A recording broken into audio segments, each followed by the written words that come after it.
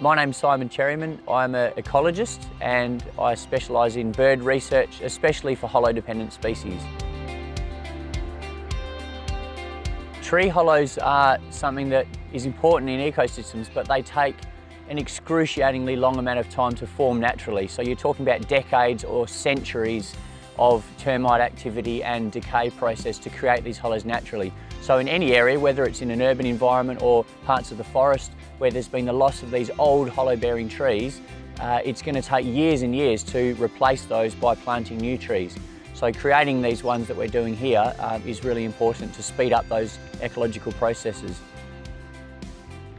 There's a range of species in the southwest of WA that are hollow-dependent, so things like parrots, kingfishers, there's some small birds called tree martins, which are little insectivorous birds. Some of the mammals probably that aren't here in this part of the Perth metro area, but brush-tailed possums occur not far away in South Perth. Little bats as well, microbats.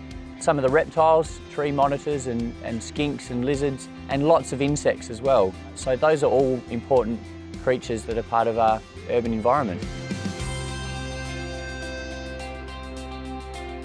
Larger parks are great. Basically, it's a size and space issue for wildlife. There's already some beautiful established trees here that provide shade and foraging habitat.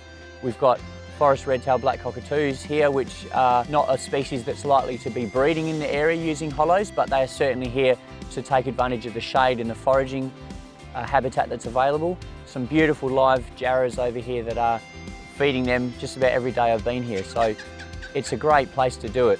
I think the bigger the reserve, the better it's going to be for wildlife that is going to use the hollows that we're creating.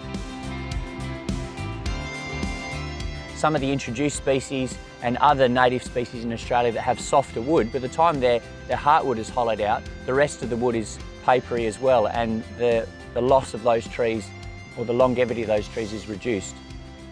So it's better to have Australian hardwoods to have hollows in, so that they last. It's like building a block of flats. You want it to be there that it's going to be used by generations of people, not just one family and then it's fallen down. So the other thing about this project that makes it quite important is that we're not just focusing on a couple of dead trees and making hollows in them. This project is part of a broader urban forest strategy which involves creating understory habitat complexes, planting local native species, encouraging water points to the area. So in the context of all of that, the hollows are really important because it caters for that wider range of wildlife. And whereas you might have a hollow tree standing on the edge of a road completely in the open, it's probably going to be a less desirable habitat for native wildlife than it is being part of this whole system at the park here.